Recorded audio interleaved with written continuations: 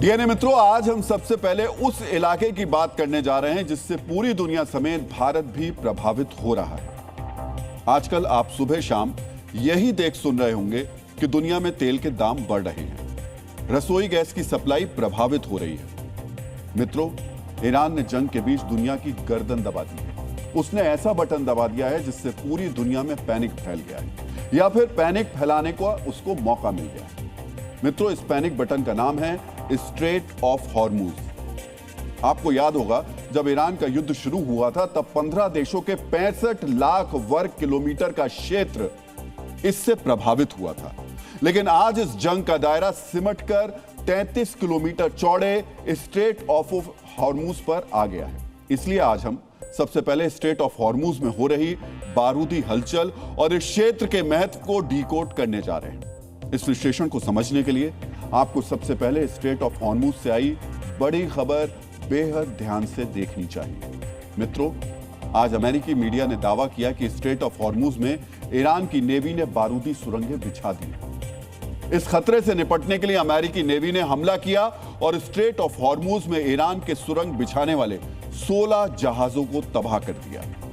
Britain का दावा है उसके एक व्यापारिक जहाज पर स्ट्रेट ऑफ हॉर्मूज में मिसाइल से हमला हुआ और जहाज को नुकसान पहुंचा।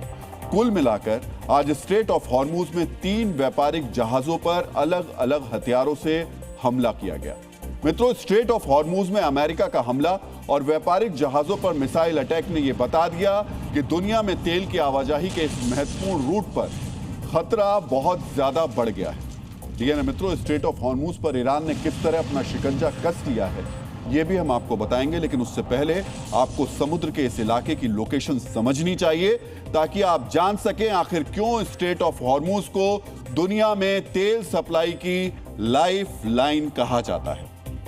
मित्रों, नक्शे पर आपको ये जो छोटा सा बिंदु नजर आ रहा है यही स्ट्रेट ऑफ हॉर्मूज ही है। समंदर का ये छोटा सा हिस्सा ईरान, इराक, कुवैत, सऊदी अरब, यूएई और कतर से घिरा हुआ है।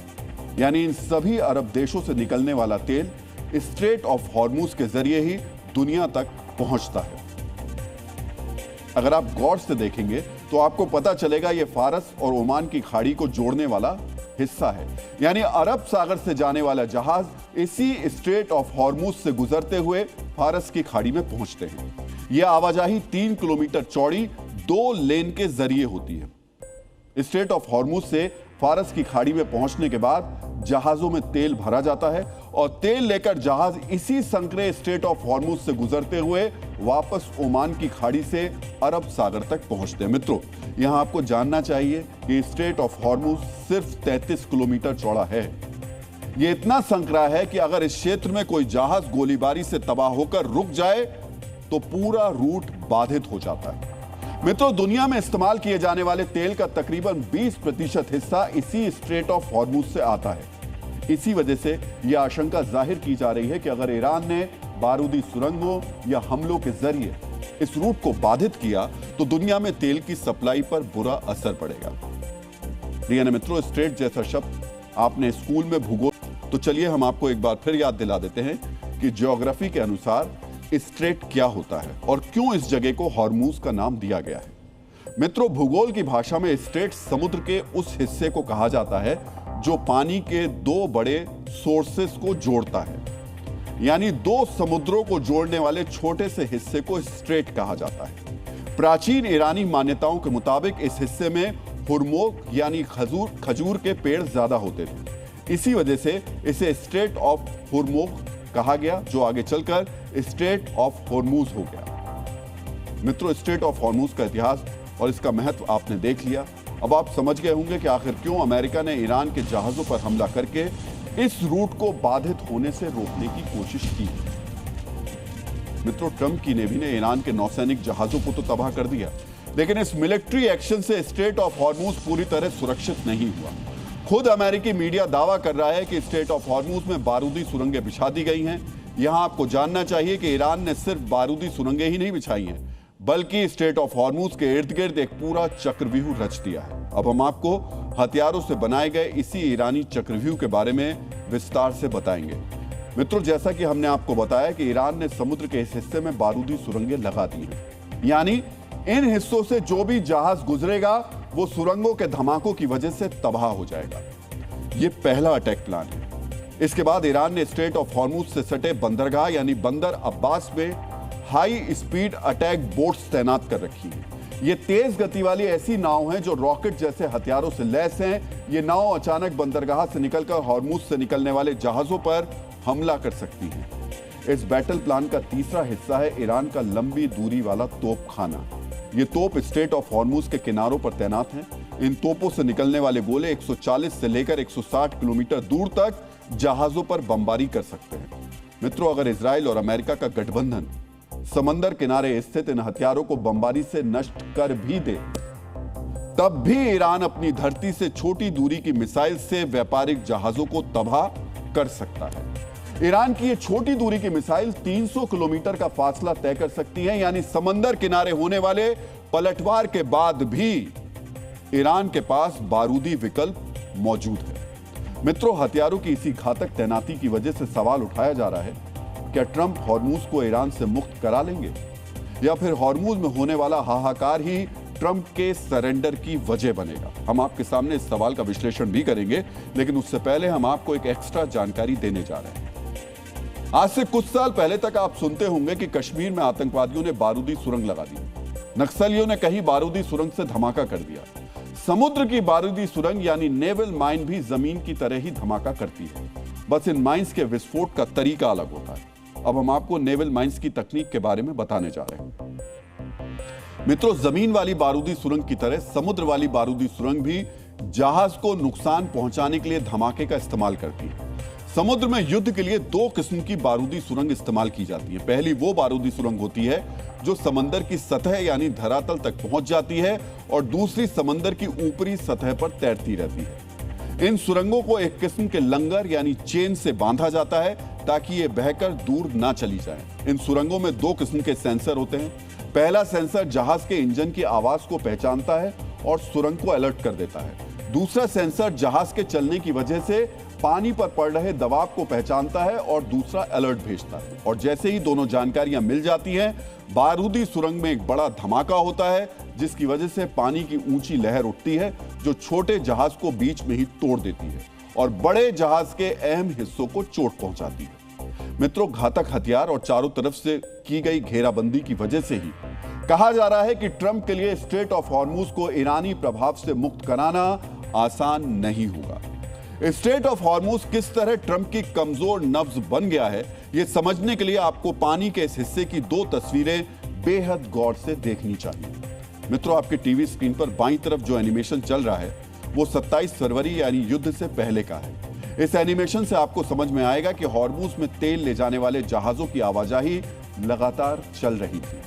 दूसरा एनिमेशन युद्ध के दौरान का है, जिसमें ना के बराबर जहाज नजर आ रहे हैं। मित्रों, यहां आपको जानना चाहिए, ईरान के युद्ध और हॉर्मुज के खतरे की वजह से इस क्षेत्र से व्यापारिक जहाजों की आवाजाही 98% 98% कम हो गई।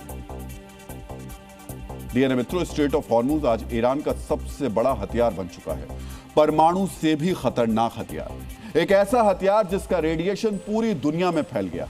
हॉर्मुज में जिस तरह ईरान ने लामबंदी की है, उसकी वजह से ही ट्रंप को पहली बार बातचीत के लिए सहमति जताने पर राजी भी होना पड़ा।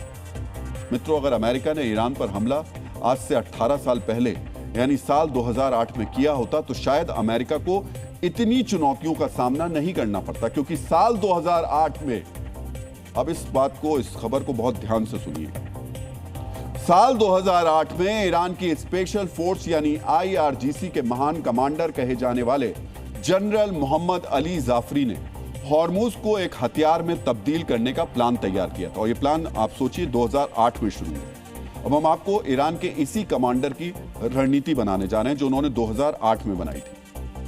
मित्रों, स्ट्रेट ऑफ हॉर्मुज को लेकर कमांडर जाफरी ने जो पहला कदम उठाया था उसे आज सैन्य भाषा में स्वॉर्म टैक्टिक्स यानी ज्यादा हथियारों के साथ बड़े हमले वाली रणनीति कहा जाता है। कमांडर जाफरी ने स्ट्रेट ऑफ हॉर्मुज में लामबंदी करने के लिए तेज गति वाली अटैक बोट्स यानी हमला करने वाली नाव खरीदने का प्लान बनाया था। चूंकि स्ट्रेट ऑफ हॉर्मुज काफी संकरा है, तो कमांडर जाफरी मानते थे कि 33 किलोमीटर की चौड़ाई में बड़ी तादाद में छोटी नाव से किए जाने वाला हमला काफी प्रभावशाली हो सकता है। मित्रों, कमांडर जाफरी ही वो शख्स थे जिन्होंने कोस्टल बैटरी यानी समंदर किनारे मिसाइल और तोप के ठिकाने बनाने की रणनीति अपनाई थी। आज उसी रणनीति के तहत हॉर्मुज के नजदीक ईरान ने रॉकेट लॉन्चर और तोपखाने खड़े कर रखे हैं। कमांडर जाफरी के सुझाव पर ही ईरान ने रूस से बड़ी संख्या में बारूदी सुरंगें खरीदी थी। आज उन्हीं बारूदी सुरंगों को बिछाकर ईरान ने स्ट्रेट ऑफ हॉर्मुज के पानी को बारूद से भर दिया है। कल्पना कीजिए, आज से 18 साल पहले कमांडर जाफरी ने यह समझ लिया था कि अगर अमेरिका से युद्ध हुआ तो स्ट्रेट ऑफ हॉर्मुज के जरिए ही अमेरिका को उस पर दबाव बनाया जा सकता है। 18 साल बाद कमांडर जाफरी की सोच सच होती नजर आ रही है। मित्रों, जब कमांडर जाफरी अपने प्लान को आगे बढ़ा रहे थे, उसी वक्त अमेरिका की एक प्रोफेसर ने भी ईरान से पैदा होने वाले खतरे का आंकलन कर लिया था। मित्रों, 2008 में अमेरिकी चिंतक कैटलीन टैलमेज ने एक रिसर्च पेपर लिखा था।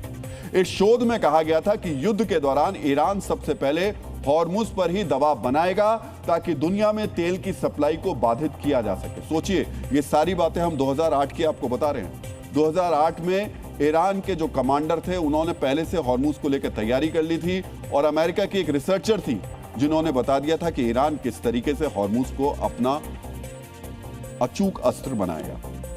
मित्रों, अपने रिसर्च में कैटलीन ने यह भी बताया था कि युद्ध जैसे हालात में अगर अमेरिका विजयी भी हो गया तब भी स्ट्रेट ऑफ हॉर्मुज से बारूदी सुरंगें हटाने में 15 दिन तक का समय लग सकता है। यानी ईरान को हराने के बाद भी स्ट्रेट ऑफ हॉर्मुज को फौरन सुरक्षित घोषित नहीं किया जा सकता। मित्रों, स्ट्रेट ऑफ हॉर्मुज अमेरिकी मिलिट्री प्लान के लिए कितनी बड़ी चुनौती बन सकता है, यह सालों पहले ही लिखा और बता दिया गया था। लेकिन ट्रंप और उनकी सेना ने अपने ही लोगों की लिखी हुई बातों से सबक नहीं लिया, ना ही उनको पढ़ा। अमेरिकी फौज तो आर्टिफिशियल इंटेलिजेंस के सहारे बैठी रही और नतीजा यह हुआ कि खामनेई के साथ साथ जो पहला हमला स्ट्रेट ऑफ हॉर्मुज की तरफ होना चाहिए था वो नहीं किया गया और इसी गलती का नतीजा आज ट्रंप भुगत रहे हैं। स्ट्रेट ऑफ हॉर्मुज से तेल की आवाजाही बाधित होने से ट्रंप इतने मजबूर हो गए हैं कि वो चीन जैसे विरोधियों के साथ सहयोग से भी इनकार नहीं कर रहे हैं। यह सच है कि हॉर्मुज पर कब्जा करना अमेरिका के लिए नामुमकिन जैसा है। हॉर्मुज स्ट्रेट को आमतौर पर तेल और गैस की लाइफलाइन कहा जाता है। इसके बंद होने से तेल और गैस की सप्लाई पर काफी असर पड़ा है, लेकिन इस इलाके में तनाव और बढ़ता है तो उसका प्रभाव सिर्फ तेल की कीमतों पर नहीं बल्कि इंटरनेट, क्लाउड सर्विस और ग्लोबल डेटा ट्रैफिक पर भी पड़ेगा, आप पर भी पड़ेगा। हॉर्मुज से आपका मोबाइल कैसे जुड़ा हुआ है, हॉर्मुज के साथ आपका इंटरनेट वाला रिश्ता कैसे बना हुआ है, अब आपको यह भी समझना चाहिए। डीएनए मित्रों, दुनिया का ज्यादातर इंटरनेट ट्रैफिक सैटेलाइट के जरिए नहीं होता बल्कि समुद्र के नीचे बिछी फाइबर ऑप्टिक केबल के जरिए पहुंचता है। यह केबल ही दुनिया के इंटरनेट की असली रीढ़ है। रिपोर्ट्स के मुताबिक दुनिया का 95% से ज्यादा इंटरनेशनल डेटा ट्रैफिक इन्हीं समुद्री केबल के जरिए चलता है। इनमें ईमेल, बैंकिंग ट्रांजैक्शन और क्लाउड डेटा शामिल है। अगर इन केबल्स को नुकसान होता है तो इंटरनेट स्लो हो जाएगा, वेबसाइट्स डाउन हो जाएंगी या क्लाउड सर्विस में दिक्कत आएगी। जिस हॉर्मुज स्ट्रेट से तेल के टैंकर गुजरते हैं उसी से फाइबर ऑप्टिक केबल्स का एक घना नेटवर्क भी जाता है जो भारत की इंटरनेशनल इंटरनेट कनेक्टिविटी के लिए महत्वपूर्ण है। पश्चिम की तरफ जाने वाले भारत के इंटरनेट ट्रैफिक का लगभग 1/3 हिस्सा हॉर्मुज स्ट्रेट के जरिए गुजरता है। हॉर्मुज स्ट्रेट में कोई भी रुकावट न केवल तेल और गैस बल्कि भारत के डिजिटल नेटवर्क को भी प्रभावित करेगी। उस डिजिटल नेटवर्क को जो भारत के इंटरनेट, क्लाउड सर्विसेज और ग्लोबल डेटा फ्लो को ताकत देता है। युद्ध के दौरान एक भी केबल कटने से इंटरनेट ट्रैफिक में रुकावट आ सकती है। अगर एक साथ कई केबल को नुकसान हुआ तो उसका असर और ज्यादा हो सकता है। ऐसा भी नहीं कि इस रूट में दिक्कत आने से इसका ट्रैफिक किसी दूसरे रूट के जरिए चालू कर दिया जाए, क्योंकि उनकी क्षमता भी सीमित होती है। डीएनए मित्रों, अंडर सी केबल को रिपेयर करना कोई साधारण काम नहीं है। इसमें महीनों लगते हैं, करोड़ों डॉलर खर्च होते हैं। इसके लिए विशेष जहाजों की जरूरत होती है जो युद्ध से प्रभावित इलाकों में जाने से डरते हैं। तब तक देश की अर्थव्यवस्था को बहुत नुकसान हो सकता है। आपको इससे होने वाली परेशानी के बारे में भी जानना चाहिए। डीएनए मित्रों, केबल कटने से इंटरनेशनल सर्विस का इस्तेमाल करते समय लोगों की कम स्पीड, ज्यादा लेटेंसी यानी अधिक समय लगना और खराब परफॉर्मेंस का सामना करना पड़ सकता है। सोशल मीडिया, विदेश से चलने वाले ओटीटी और वीडियो शेयरिंग प्लेटफॉर्म्स, बफरिंग और स्लो स्पीड से उनको जूझना पड़ सकता है। साथ ही विदेशों से बैंकिंग लेन देन में दिक्कत, आईटी और बीपीओ कंपनियों के लिए क्लाइंट से जुड़ने की समस्या जो $250 अरब से ज्यादा के आईटी एक्सपोर्ट्स इकोनॉमी के लिए सीधा चुनौती बन सकती है। इसके अलावा क्लाउड सर्विसेज की परफॉर्मेंस पर भी इसका असर हो सकता है, और ये हम उस स्थिति में बता रहे हैं अगर इन केबल्स पर किसी तरीके का कोई खतरा आया तब। सब कुछ तो इंटरनेट पे ही चल रहा है, जो इस पे काफी असर पड़ सकता है नॉर्मल कम्युनिकेशन पे, क्योंकि आजकल ज्यादा ट्रैफिक जो है डेटा पे ही चलता है। डीएनए मित्रों, घरेलू इंटरनेट नेटवर्क तो काम करते रहेंगे, लेकिन विदेशों में मौजूद सर्वर से कनेक्शन स्लो हो जाएगा। ये ठीक से काम नहीं करेगा। ये सिर्फ इंटरनेट स्पीड का मामला नहीं है, बल्कि डिजिटल महाशक्ति बनने की भारत की जो तैयारी है उसके लिए भी एक बड़ी चुनौती बन सकता है। यानी हॉर्मुज का संकट दोहरी परेशानी खड़ी कर सकता है। एनर्जी से लेकर इंटरनेट तक के नुकसान की आशंका हो सकती है, लेकिन हम जो अभी बात बता रहे हैं आपको, ये सिर्फ और सिर्फ आशंकाएं हैं। फिलहाल ये भी सच है कि ये केबल बिल्कुल सतह पे होती है समुद्र के, और वहां तक किसी तरीके का डैमेज होना, जो ब्लास्ट होते हैं, वो भी बहुत ही मुश्किल माना जाता है। मित्रों, ट्रंप की टेंशन सिर्फ हॉर्मुज में ईरान की घेराबंदी ही नहीं बढ़ा रही, बल्कि ट्रंप के सहयोगी भी उनकी टेंशन बढ़ाने में कोई कोर कसर नहीं छोड़ रहे हैं। ऐसा ही एक सहयोगी है इजराइल, जो ईरान के खिलाफ युद्ध में ट्रंप के साथ मिलकर लड़ रहा है। इजराइल की मिलिट्री कार्रवाई ने ट्रंप को अपील करने के लिए मजबूर कर दिया है। अब हम आपको ट्रंप की यही अपील बताने जा रहे हैं। मित्रों, ट्रंप प्रशासन ने इजराइल से ईरान के तेल ठिकानों पर हमले ना करने की अपील की है। दरअसल अमेरिका को डर है अगर इजराइल ने ईरान के तेल संयंत्रों पर हमला किया तो जवाब में ईरान भी मिडिल ईस्ट में स्थित अमेरिका के मित्र देशों के तेल संयंत्रों पर हमला करेगा। एक तरफ स्ट्रेट ऑफ हॉर्मुज तकरीबन बंद है। अगर ऐसे हालात में तेल का उत्पादन भी बंद हुआ तो सऊदी अरब और यूएई जैसे अमेरिका के मित्र देशों को बड़ा आर्थिक नुकसान होगा। मित्रों, अमेरिका की अपील ईरान के शहरान तेल उत्पादन केंद्र पर इजरायली हमले के बाद आई। इजरायली वायुसेना ने इस केंद्र पर भारी बमबारी की थी, जिसके बाद पूरे शहर पर धुएं के काले बादल छा गए थे। 12 दिनों के युद्ध में यह दूसरी बार था जब इजराइल ने ईरान के तेल उत्पादन केंद्रों को निशाना बनाया। इसी वजह से ट्रंप ने अब इजराइल को अपनी कार्रवाई को सीमित स्तर तक रखने के लिए कहा है। ट्रंप को यह भी डर है कि ईरान के नागरिक ठिकानों पर हमले की वजह से ईरान की जनता के अंदर भी अमेरिका के खिलाफ गुस्सा बढ़ेगा। इजराइल के साथ साथ अमेरिका की पारंपरिक सहयोगी कही जाने वाले यूरोपीय यूनियन ने भी ट्रंप के फैसलों पर सवाल उठाने शुरू कर दिए हैं। मित्रों, स्ट्रेट ऑफ हॉर्मुज में आवाजाही कम होने की वजह से ही ट्रंप ने सुझाव दिया था कि दुनिया के सभी देश रूस से तेल खरीद सकते हैं। यूरोपीय यूनियन ने रूस से तेल बहिष्कार को दोहराकर ट्रंप की इसी रणनीति पर पलटवार कर दिया। मित्रों, ट्रंप इस वक्त ऐसी मुश्किल में फंस गए हैं जहां उनके अपने तेवर दिखा रहे हैं और विरोधी एक के बाद एक वार कर रहे हैं। इसी वजह से ट्रंप ने अपनी शर्तों का वजन भी कम करना शुरू कर दिया है। मित्रों, सरेंडर ना कबूलने की बात कहकर ट्रंप की प्रवक्ता ने ईरान को यह संकेत दिया कि दोनों पक्ष सम्मानजनक तरीके से बातचीत की टेबल पर भी बैठ सकते हैं। यानी ट्रंप भी अब युद्ध को ज्यादा लंबा खींचने की हालत में नजर नहीं आ रहे हैं। मिडिल ईस्ट के महायुद्ध में दुनिया भर के देशों को तेल और गैस की किल्लत के साथ साथ महंगाई का डर भी सता रहा है, लेकिन मिडिल ईस्ट के देशों को परमाणु हमले का डर सता रहा है। हर रोज ईरान की बैलिस्टिक मिसाइल और ड्रोन के खतरे के साए में जी रहे खाड़ी के देश अब अपने नागरिकों को परमाणु हमले से बचाने की तैयारी में जुट गए हैं और इसके लिए भारत से मदद मांग रहे हैं। ईरान के हमले झेल रहे मिडिल ईस्ट के देश बहरीन ने भारत से एक खास तरीके के कैप्सूल की डिमांड की है। ये कैप्सूल क्या है और इसकी जरूरत परमाणु हमलों जैसे हालात में कैसे होगी, इसे आज आपको समझना चाहिए। मित्रों, बहरीन की एक फार्मा लाइजनिंग कंपनी ने चंडीगढ़ की एक दवा कंपनी से संपर्क कर परमाणु आपदा में इस्तेमाल होने वाले प्रशियन ब्लू कैप्सूल के बारे में जानकारी मांगी है। इसका यह मतलब हुआ कि बहरीन की सरकार ने सीधे कांटेक्ट ना करके किसी लाइजनिंग कंपनी की मदद ली है। डीएनए मित्रों, बहरीन की तरफ से चंडीगढ़ की दवा कंपनी से पूछा गया है क्या वो 1 करोड़ कैप्सूल बनाने में सक्षम है। साथ ही यह भी पूछा गया है अलग अलग उम्र की आबादी के लिए इसकी कितनी डोज दी जाती है। प्रशियन ब्लू कैप्सूल को लेकर दोनों देशों की कंपनी के बीच बातचीत जारी है। अगर यह बातचीत समझौते में बदलती है तो बहरीन को प्रशियन ब्लू कैप्सूल की सप्लाई की जाएगी। बहरीन के अलावा कतर, कुवैत और जॉर्डन भी परमाणु हमले से बचाने में मदद आने वाले इन कैप्सूल्स की भारत से खरीदारी में जुटे हैं। आज आपको जानना चाहिए प्रशियन ब्लू कैप्सूल कैसे लोगों को परमाणु हमले से बचाने में काम आते हैं। डीएनए मित्रों, प्रशियन ब्लू कैप्सूल एक दवा है जिसका मुख्य इस्तेमाल रेडियो एक्टिव सीजियम और थैलियम के जहर को खत्म करने या शरीर में प्रवेश करने के बाद उन्हें निकालने के लिए किया जाता है। इसका रासायनिक नाम इनसॉल्युबल प्रशियन ब्लू या पोटेशियम फेरिक हेक्सासाइनोफिस्ट है।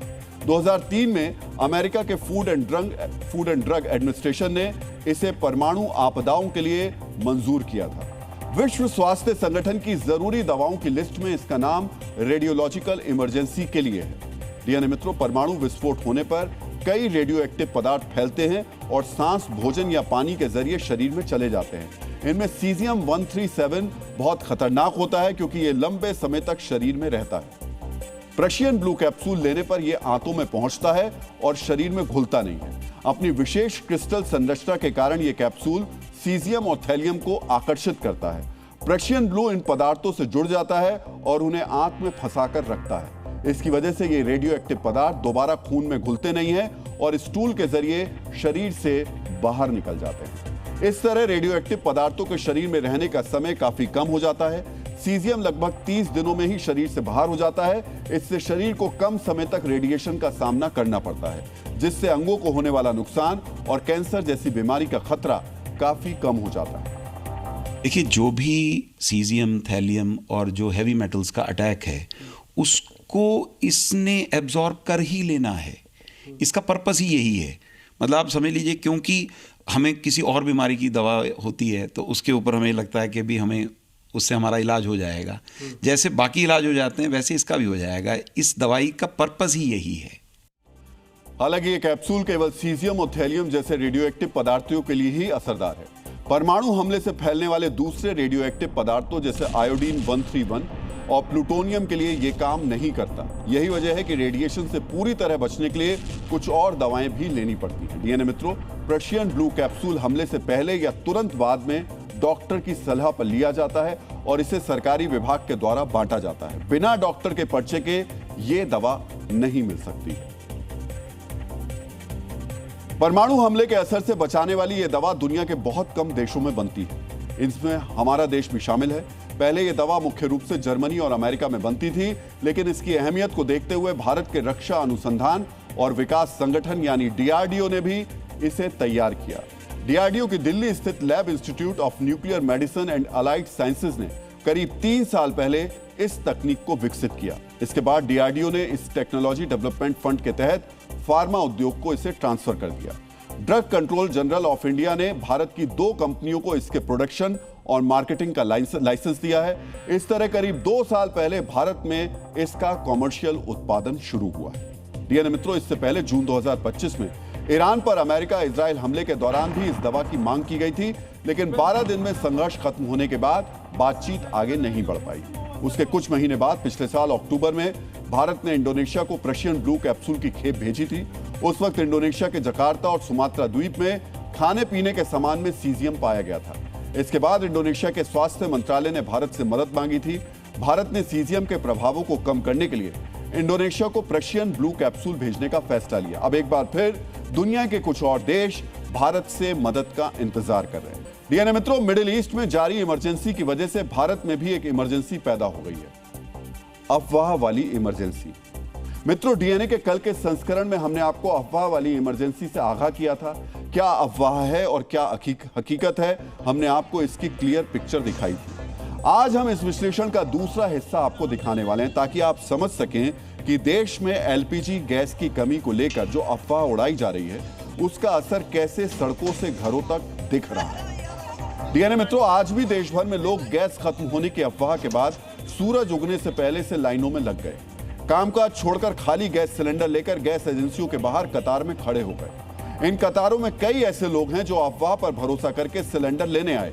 इन लोगों के घर में चूल्हा जल रहा है, घर में एक्स्ट्रा सिलेंडर भी रखे हुए हैं, फिर भी ये बैकअप तैयार करने के लिए यहां खड़े हो गए। मित्रों, पैनिक किस तरह से फैला है उसका सबसे बड़ा प्रमाण अब आपको देखना चाहिए। ये तस्वीर देख रहे हैं आप, एक बार फिर से देखिए इस तस्वीर को। यहां पर आपको कई सिलेंडर्स लिखे दिख रहे होंगे। आपको लग रहा होगा ये कोई सिलेंडर्स का गोदाम की तस्वीर हम आपको दिखा रहे हैं। ये किसी सिलेंडर के गोदाम नहीं है, बल्कि ये मध्य प्रदेश के छतरपुर में एक रिटायर्ड शिक्षक का घर है और घर में इन्होंने 25 सिलेंडर जमा करके रखे हैं। डीएनए मित्रों, जिस घर से 25 सिलेंडर मिले हैं वहां सिर्फ 3 लोग ही रहते हैं, यानी प्रति व्यक्ति 8 सिलेंडर। मित्रों, जांच में पाया गया कि इन 25 में से 3 सिलेंडर भरे हुए थे और 22 खाली। अब जांच की जा रही है कि रिटायर्ड शिक्षक ने घर को सिलेंडर का गोदाम क्यों बना रखा था। क्या यह अफवाह की वजह से या फिर अफवाहों के आपदा के बीच काला बाजारी का अवसर तलाश रहे हैं। डीएनए मित्रों, बार बार इस बात का आश्वासन दिया जा रहा है कि देश में एलपीजी सिलेंडर की कोई कमी नहीं है, बावजूद इसके अफवाह गैंग की कोशिश कामयाब होती दिखाई दे रही है। ये 2-2 सिलेंडर लेके भैया खड़े हुए हो यार। 3 दिन से नहीं मिल रहा सिलेंडर सर। 3 दिन से नहीं मिल रहा। 2500 का ब्लैक में जा रहा सिलेंडर। पिछली बार कब बुकिंग कराया था आपने? हमने करो 7-8 तारीख को। एक वालों की पूर्ति डाल रहे, ब्लैक वालों की 3000 का एक सिलेंडर दे रहे हैं ब्लैक में। ये कहाँ देखा आपने कि सिलेंडरों की कमी हो गई? अरे सारे न्यूज चैनल पे चल रहा है, पेपर पे चल रहा है, मीडिया पे चल रहा है। फर्जी खबर है, सिलेंडर पर्याप्त है, कोई कमी नहीं है। आपकी खबर ये है। आपके कहने से हो जाएगा, दिलाना एक सिलेंडर मुझे चाहिए। आप मुझ पे भरोसा नहीं करेंगे। आप दिलाओ ना एक सिलेंडर, चलो। अरे तो ऑलरेडी जब आपके पास एक है तो एक और क्यों चाहिए? आप कैसे बोले फर्जी खबर है? मैं बोल रहा हूँ कोई कमी नहीं है सिलेंडर की। ये पागल है क्या लोग बाग जो लेने के लिए आ रहे हैं? तो शॉर्टेज है, नहीं मानेंगे। आप एक बात सुनिए, मैं भी टीवी देखता हूँ, मैं भी अखबार पढ़ता हूँ, मुझे क्या सच्चाई है और क्या नहीं सब मालूम है। सप्लाई वहीं से नहीं आ रही तो सरकार क्या दे देंगी? उड़ा रहा लोग बाग, गैस बंद होने वाली है, पेट्रोल बंद होने वाला। बात कर रहा है 7 दिन का स्टॉक बचा है। ये टिकटॉक, ये वो वीडियो है ना जो रील्स में देखते हैं। हाँ। कि भैया वो सिलेंडर बंद हो गए, कमर्शियल सिलेंडर बंद हो गए, तो घर वाले डर के मारे कि यूथ में सिलेंडर बंद हो गए तो फिर क्या होगा फ्यूचर में। सिलेंडर भरा के लाए, नहीं तो हाँ, नहीं तो पर्ची से बुक कराते थे। ये वाला भर वाला है ना? हाँ। और ये वाला ये पहले से भरा है, अब आपके पास 2 हो गए। हाँ। यानी सच्चाई से परे कहीं सुनी बातों को मानकर लोग लाइनों में खड़े हो गए। गैस एजेंसियों और गोदामों के बाहर लोग सिलेंडर के लिए लड़ रहे हैं, कह रहे हैं कि स्टॉक खत्म हो जाएगा। मित्रों, ऐसी तस्वीरें आपको हर तरफ देखने को मिल रही होंगी, लेकिन आज डीएनए में हम आपको गोदाम के अंदर की तस्वीरें दिखा रहे हैं ताकि आपको पता चल सके कि घरेलू सिलेंडर का स्टॉक पर्याप्त है।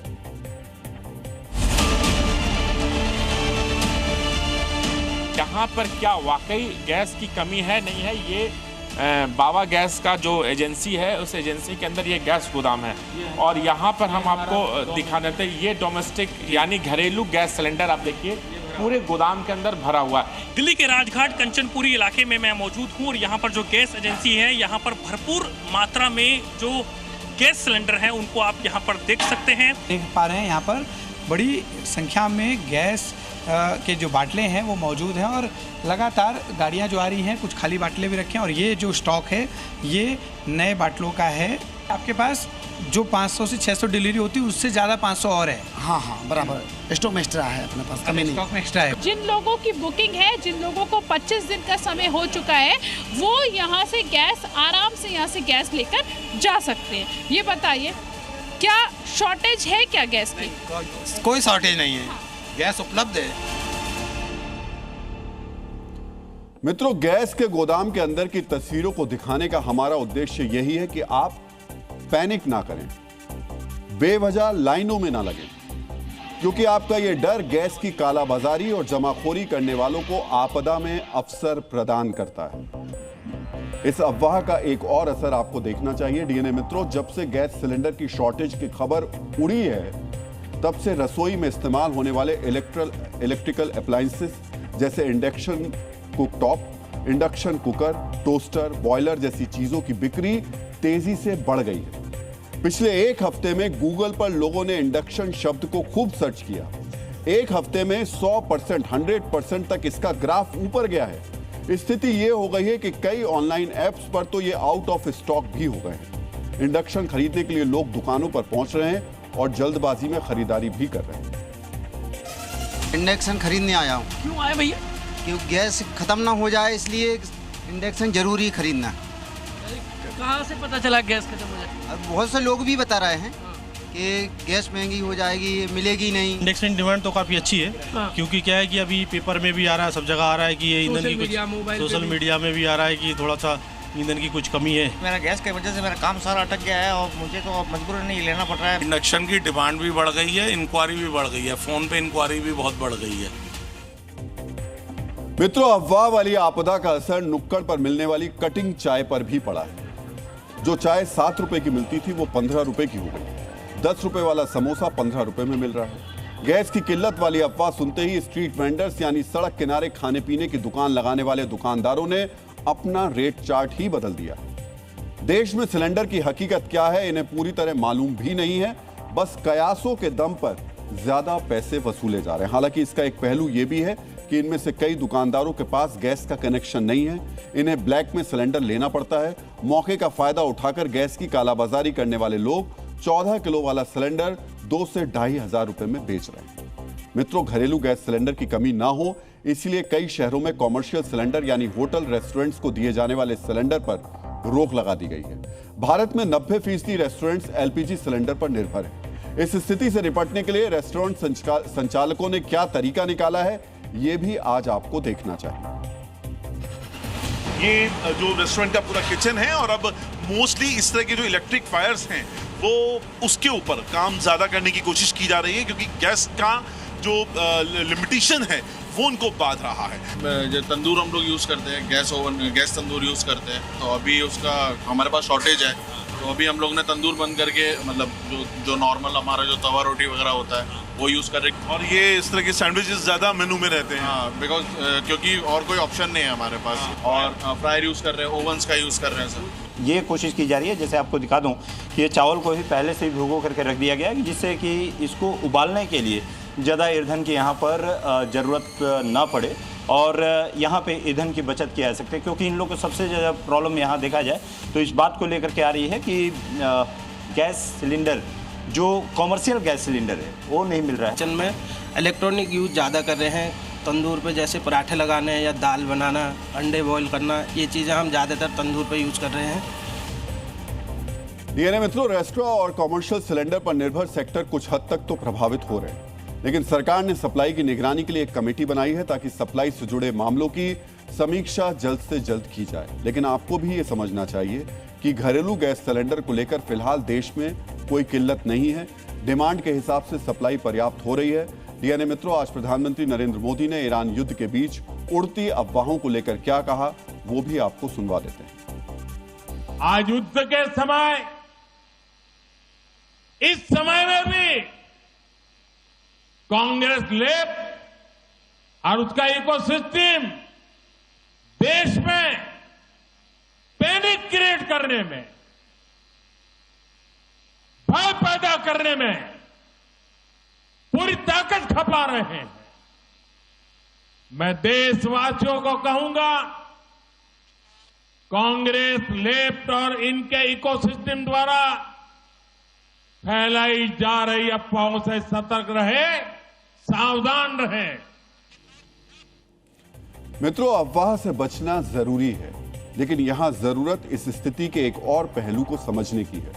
गैस और तेल में हम आत्मनिर्भर नहीं हैं, आयात पर निर्भर हैं। यानी ये सिस्टम के हाथ में नहीं है कि जब वो चाहे उत्पादन बढ़ा दे, इसलिए सिस्टम सतर्क है। जो जरूरी तैयारी है हमें उम्मीद है वो की जा रही होगी, लेकिन हमें अपने स्तर पर भी सतर्क रहना होगा। हमें भी तैयारी करनी होगी, क्योंकि आज संकट नहीं है, लेकिन अगर युद्ध लंबा चला, होर्मुज का संकट और बढ़ा, तो ये संकट जल्द ही हम तक पहुंच जाएगा। उस समय आपकी अभी से की गई तैयारी ही काम आएगी। मित्रों, तैयारी तो खलीफा ने भी कर ली थी, लेकिन ये तैयारी परमाणु वाली थी। आज का बड़ा खुलासा यह है कि खलीफा अगर 3 दिन पहले यानी सिर्फ 72 घंटे और जिंदा रहते तो ईरान आज परमाणु शक्ति होता। यहां जोर देकर कह रहा हूं, अगर ऐसा होता तो फिर अमेरिका और इजराइल कुछ करने के काबिल नहीं होते। आज की तारीख में ईरान एक परमाणु शक्ति संपन्न देश होता। युद्ध के 12वें दिन यह एक बहुत बड़ा खुलासा हुआ है। आज पता चला है कि आयतुल्लाह अली खामनेई और उनकी टॉप लेवल की टीम ने इसकी पूरी प्लानिंग कर ली थी। चीन और रूस के अलावा उत्तर कोरिया इसमें मदद कर रहा था। खलीफा का एटमी प्लान पूरा होता, लेकिन उससे पहले अमेरिका और इजराइल ने विध्वंसक हमला कर दिया। किसकी मदद से और कैसे ईरान एटम बम से लैस देश बनने जा रहा था, इसका अब हम आपके लिए विश्लेषण करेंगे। मित्रों, ईरान पर इजराइल लगातार हमला कर रहा है। आज भी तेहरान में कई हमले किए गए। मेहराबाद इंटरनेशनल एयरपोर्ट के आसपास स्ट्राइक की गई। ड्रोन और बैलिस्टिक मिसाइल से इंटेलिजेंस मुख्यालय और सैन्य ठिकानों को भी निशाना बनाया गया। तेहरान के आसपास तेल डिपो और रिफाइनरी पर भी हमले किए गए। कुल मिलाकर इजराइल ने चारों तरफ तबाही मचाई और फिलहाल ये हमले रुकने वाले भी नहीं हैं, क्योंकि इजराइल और अमेरिका का असली मकसद किसी भी कीमत पर ईरान को एटम बम से बहुत दूर रखना है। 28 फरवरी को जो अमेरिका इजराइल के ज्वाइंट हमले शुरू हुए, उसकी वजह भी एटम बम ही है। अमेरिका के राष्ट्रपति डोनाल्ड ट्रंप के पूर्व एनएसए जॉन बोल्टन ने खुलासा किया है कि अगर 28 फरवरी को ईरान पर हमला नहीं होता तो उसके ठीक 72 घंटे के बाद ईरान के पास परमाणु बम पहुंच जाता। लेकिन ऑपरेशन एपिक फ्यूरी ने ईरान की सारी योजनाओं को तबाह कर दिया। एक इंटरव्यू में अमेरिका के पूर्व एनएसए जॉन बोल्टन ने क्या क्या कहा, वो अब हम आपको पहले बता देते हैं। ईरान को परमाणु बम बनाने वाली तकनीक नॉर्थ कोरिया देने वाला था। रूस और चीन की मदद से इस तकनीक का सौदा तय हुआ था। इस तकनीक के बदले ईरान को एक निश्चित रकम उत्तर कोरिया के सेंट्रल बैंक्स में ट्रांसफर करनी थी। जैसे ही पैसे ट्रांसफर होते, वैसे ही परमाणु बम बनाने में इस्तेमाल होने वाला एक अहम डिवाइस ईरान पहुंच जाता। जॉन बोल्टन ने यह भी दावा किया कि इस डिवाइस को लाने के लिए एयरपोर्ट पर प्लेन तैयार था। वो प्लेन रूस के रास्ते ईरान पहुंचने वाला था। सिर्फ 72 घंटों में एटम बम बनाने वाली डिवाइस लेकर उत्तर कोरिया का प्लेन ईरान पहुंच जाता। ट्रंप के पूर्व एनएसए का दावा है कि पुतिन और जिनपिंग मिलकर एक नया गठबंधन बना रहे हैं और इस गठबंधन में नॉर्थ कोरिया और ईरान दोनों को अहमियत दी जा रही है। नॉर्थ कोरिया के पास एटम बम है। अब ईरान को वही एटमी ताकत देने के लिए पुतिन, जिनपिंग और किम जोंग ने मिलकर यह प्लानिंग की थी। लेकिन ट्रंप ने नेतन्याहू के साथ मिलकर समय रहते उनकी प्लानिंग को फेल कर दिया। मित्रों, जॉन बोल्टन अमेरिका के पूर्व राष्ट्रीय सुरक्षा सलाहकार रह चुके हैं। उनके दावों को मुख्य रूप से उनकी अंदरूनी पहुंच और रणनीतिक अनुभव के कारण अत्यंत महत्वपूर्ण माना जाता है। ट्रंप प्रशासन का वो हिस्सा रहे हैं, इसलिए उनके पास गोपनीय बैठकों और नीति निर्माण प्रक्रियाओं की सीधी जानकारी है। उनके ईरान में सत्ता परिवर्तन और सैन्य कार्रवाई के दावों को मध्य पूर्व की शांति और स्थिरता के नजरिए से बहुत गंभीरता से लिया जाता है। ऐसे में अगर वो ईरान के एटमी शक्ति बनने के 72 घंटे वाला दावा कर रहे हैं, तो इतना जान लीजिए कि अमेरिका और इजराइल का ऑपरेशन अभी रुकने वाला नहीं है। इस बार अमेरिका और इजराइल मिलकर ईरान के परमाणु बम बनाने वाली हर एक संभावना को खत्म कर देंगे। हम आपको बताते हैं कि ईरान में कहां-कहां एटमी अड्डा है। नतांज में ईरान का सबसे बड़ा यूरेनियम संवर्धन केंद्र है। इसके ऊपरी हिस्से को जून 2025 में तबाह कर दिया गया था। नई रिपोर्ट्स के मुताबिक इस बार फिर से नतांज को निशाना बनाया गया है। फोर्डो में भी एक एटमी अड्डा है जो पहाड़ के अंदर गहराई में बना हुआ है। इसे हवाई हमलों से बचाने के लिए डिजाइन किया गया है। जून 2025 के हमलों में इसे भी गंभीर नुकसान पहुंचा था। इस्फहान में परमाणु प्रौद्योगिकी केंद्र है, जिसमें यूरेनियम कन्वर्जन और फ्यूल फैब्रिकेशन जैसी प्रक्रियाएं होती हैं। इसे भी जून 2025 में निशाना बनाया गया और इसमें भी नुकसान पहुंचा है। लेकिन ईरान अक्सर यह दावा करता है कि जून 2025 के हमले में नतांज, फोर्डो या फिर इस्फहान में न्यूक्लियर फैसिलिटी को ज्यादा नुकसान नहीं पहुंचा है।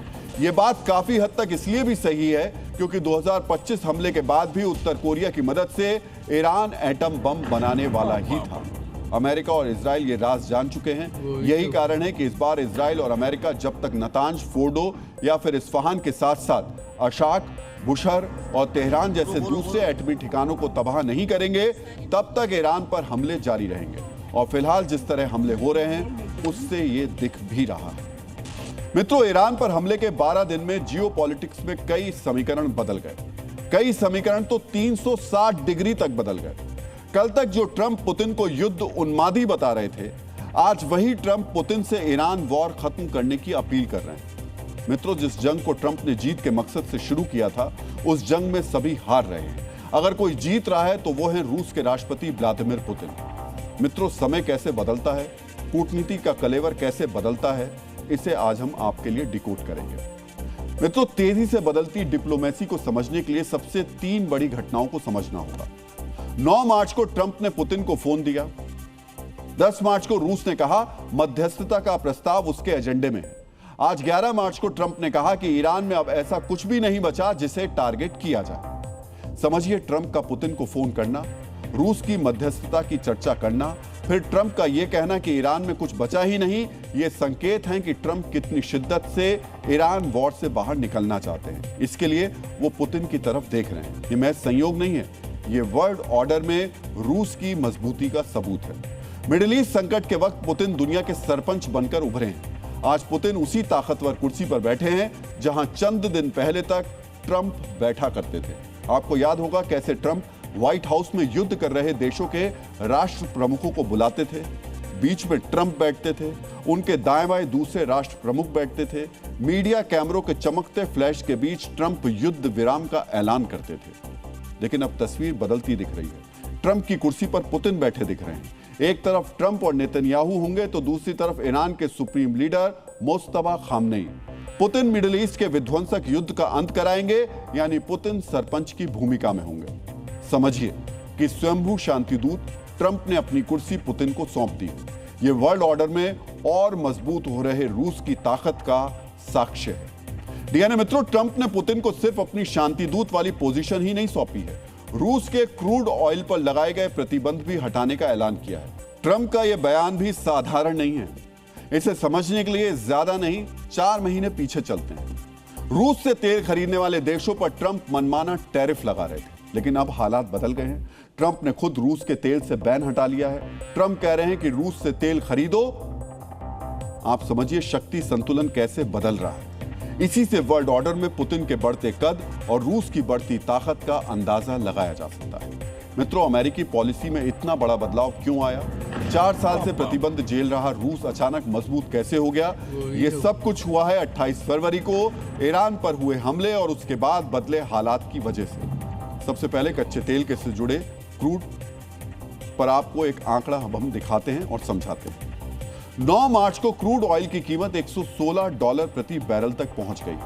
कई रिसर्च एजेंसियां अंदेशा जता रही हैं कि क्रूड $200 तक पहुंच सकता है। ईरान ने भी आज यही बात कही। ऐसा इसलिए है क्योंकि खाड़ी के देश दुनिया को 30% क्रूड की सप्लाई करते हैं, लेकिन वॉर की वजह से स्ट्रेट ऑफ हॉर्मूज के रास्ते होने वाली सप्लाई करीब करीब ठप पड़ गई।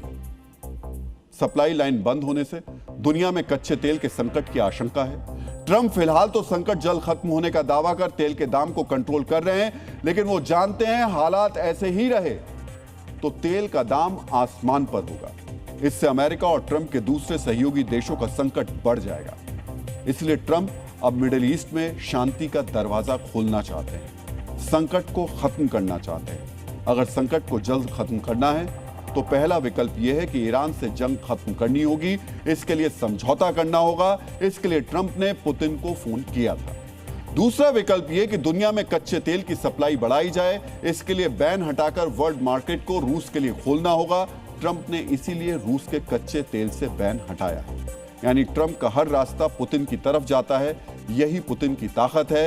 यही ताकत पुतिन को सरपंच बना रही है। यही ताकत पुतिन को विजेता बना रही है। ट्रंप जानते हैं कि वो जिस संकट में फंसे हैं, दुनिया को जिस संकट में उन्होंने फंसाया है, सिर्फ पुतिन ही इस संकट से उन्हें बाहर निकाल सकते हैं। इसलिए ट्रंप अपनी मध्यस्थता वाली कुर्सी पुतिन को सौंप रहे हैं। ये ट्रंप की मजबूरी है, क्योंकि यही ट्रंप चंद महीने पहले तक रूस को तबाह करने का ऐलान कर रहे थे। ये तबाही जंग के जरिए नहीं, प्रतिबंधियों के जरिए थी।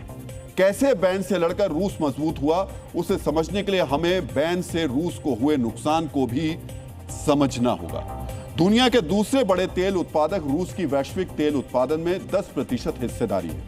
रूस की कमाई में तेल की हिस्सेदारी 22% तक है। लेकिन अमेरिकी प्रतिबंधों के कारण रूस का ऑयल एक्सपोर्ट घट गया। रूस का कच्चा तेल $56 प्रति बैरल तक बिक रहा था। यहां ब्रेंट क्रूड से करीब $26 प्रति बैरल के डिस्काउंट पर बिक रहा था। तेल पर अमेरिकी बैन के कारण रूस को 2025 में 5,52,000 करोड़ का नुकसान हुआ। 4 साल में अमेरिकी बैन के कारण रूस की जीडीपी को औसतन 3% का नुकसान हुआ। लेकिन 28 फरवरी को जैसे ही ईरान पर हमला हुआ, परिस्थितियां बदल गईं। ईरान पर हमले के बाद रूस का क्रूड ऑयल $56 से बढ़कर $100 प्रति बैरल तक पहुंच गया। यह 78% का उछाल है। पहली बार ऐसा हुआ कि रूस का क्रूड ऑयल ब्रेंट से महंगा हो गया। इससे रूस की इकोनॉमी को ताकत तो मिली ही, हॉर्मुज से सप्लाई बंद होने से रूस ऑयल मार्केट में महत्वपूर्ण खिलाड़ी बन गया। यानी रूस अब आर्थिक तौर पर ज्यादा मजबूत हो रहा है। लेकिन बात सिर्फ आर्थिक मजबूती की नहीं है। ईरान ने जिस अंदाज में अमेरिका और इजराइल पर जवाबी प्रहार किया है, उससे ट्रंप की युद्ध नीति फेल होती नजर आ रही है। ट्रंप को समझ में आ गया है कि वो ईरान के फ्रंट पर फंस गए हैं। अब उन्हें बाहर निकलने के लिए रास्ता चाहिए, वो रास्ता रूस के जरिए ही मिल सकता है। ऐसा इसलिए है क्योंकि रूस और ईरान के बीच मजबूत कूटनीतिक और सैन्य रिश्ते हैं। इसका सबूत मौजूदा वॉर भी है। ईरान जिस शाहिद ड्रोन से सबसे ज्यादा तबाही मचा रहा है वो रूस में ही बने हैं। शाहिद ड्रोन रूस के अलबुगा में बना है। ईरान इनका इस्तेमाल अरब देशों में अमेरिकी बेस को निशाना बनाने के लिए कर रहा है। रूस ईरान के साथ इंटेलिजेंस शेयर कर रहा है। रूस ईरान को बता रहा है कि उस पर हमला कर रही अमेरिकी सेनाओं की लोकेशन क्या है, अमेरिकी वॉरशिप, फाइटर जेट्स और सैनिक कहां तैनात हैं। इस इंटेलिजेंस की बदौलत ही ईरान अमेरिकी ठिकानों पर सटीक हमले कर रहा है। डिप्लोमेसी के मोर्चे पर भी रूस मजबूती के साथ ईरान के साथ खड़ा है। रूस ने ईरान को अटूट समर्थन का आश्वासन दिया है। डीएनए में तो ईरान वॉर शुरू होने के बाद अनुमान लगाया गया कि सोना तेजी से महंगा होगा, लेकिन शुरुआती दिनों की उछाल के बाद सोने की कीमत में कोई तेज बढ़ोतरी नहीं हुई। यानी सोने का दाम युद्ध के असर से अभी तक खास प्रभावित नहीं हुआ है। इस सब के बीच निवेश के रूप में सोने को लेकर लोगों का भरोसा टूटने का नया संकेत मिला है। जनवरी महीने में जिस गोल्ड एक्सचेंज ट्रेडेड फंड्स यानी गोल्ड ईटीएफ में लोगों ने जमकर पैसा लगाया था, उसी ईटीएफ से फरवरी में लोगों ने किनारा कर लिया। गोल्ड ईटीएफ सोने में निवेश करने का एक आसान, सुरक्षित और डिजिटल तरीका है, लेकिन इससे निवेशकों का मोह भंग हो गया है। डीएनए मित्रों, association of mutual funds in India के आंकड़ों के अनुसार फरवरी में निवेशकों ने गोल्ड ईटीएफ में सिर्फ 5,255 करोड़ रुपए का निवेश किया। यह जनवरी के मुकाबले काफी कम है। जनवरी में गोल्ड ईटीएफ में लोगों ने 24,040 करोड़ रुपए का रिकॉर्ड निवेश किया था। इस तरह जनवरी की तुलना में फरवरी महीने में गोल्ड ईटीएफ में निवेश 78% कम हो गया। और डीएनए में अब आज का संदेश। एक अफवाह हजारों दिलों में डर भर देती है, लेकिन एक सच हजारों दिलों में भरोसा जगा देता है। इसलिए जब हालात कठिन हो तब अफवाह नहीं, समझदारी फैलाइए। डीएनए में अब आपको जय हिंद कहने का समय आ गया है। जय हिंद। डीएनए में कल आपसे फिर मुलाकात होगी। तब तक के लिए अपना ख्याल रखिए, सुरक्षित रहिए, मुस्कुराते रहिए और याद रखिए, ये देश सबका है। ये देश हर जाति, हर धर्म का है। मित्रों, हम सबका डीएनए एक है। धन्यवाद।